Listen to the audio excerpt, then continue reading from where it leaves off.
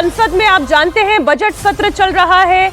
राष्ट्रपति के अभिभाषण पर चर्चा हो रही है। धन्यवाद प्रस्ताव पर प्रधानमंत्री नरेंद्र मोदी भी अपना संबोधन देने जा रहे हैं।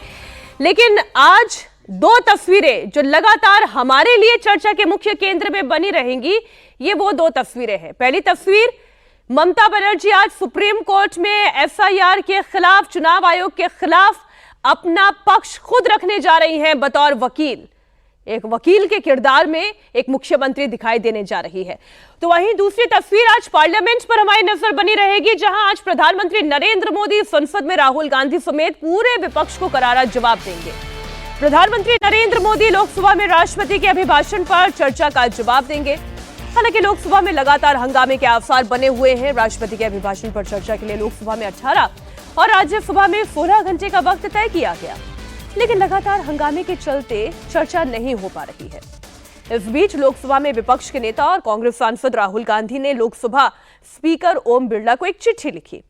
इस चिट्ठी में राहुल गांधी ने शिकायत की है कि उन्हें लोकसभा में बोलने से रोकना परंपरा का उल्लंघन है, एक गंभीर चिंता पैदा करता है। राहुल गांधी ने लिखा है कि विपक्ष के नेता के तौर पर उन्हें राष्ट्रीय सुरक्षा के मामलों पर बोलने से रोकने की कोशिश जानबूझकर की जा रही है।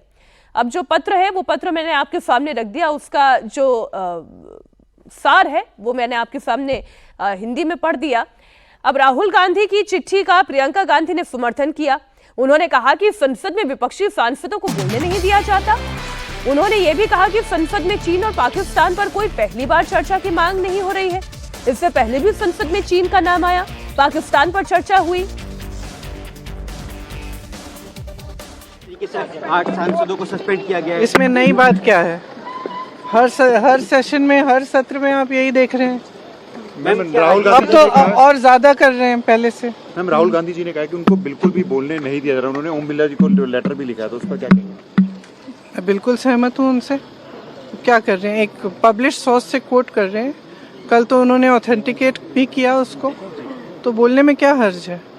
ये लोग जब भी भाषण देते हैं तो किसी किताब से कोट करते हैं, चाहे वो कभी संजय बारू जी को भी कोट किया है प्राइम मिनिस्टर जी ने, तो कभी मैगजीन का आर्टिकल, कभी किताब से, कभी रिपोर्ट से।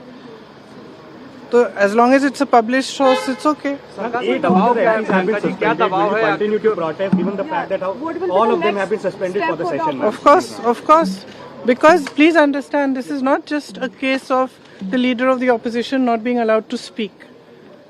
This is a fundamental issue of democracy and of the way the parliament works. ये जो संसद है, ये मंदिर है लोकतंत्र का।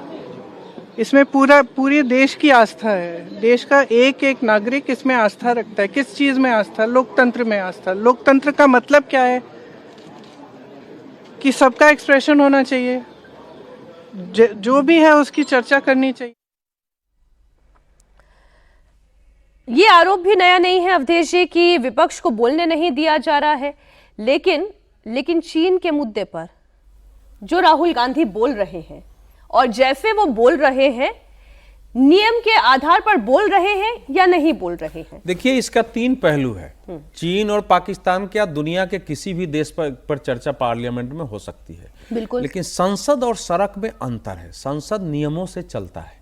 अगर अध्यक्ष ने अगर एक मान लीजिए अगर एक नियम दे दिया कि इस आधार पर चर्चा होगी, नहीं होगी, तो विपक्ष के नेता की क्या भूमिका होनी चाहिए?